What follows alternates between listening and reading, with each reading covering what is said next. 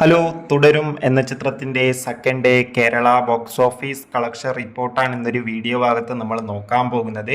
വീഡിയോയിലേക്ക് മുൻപ് video like ചെയ്യുക, ചാനൽ സബ്സ്ക്രൈബ് ചെയ്യുക.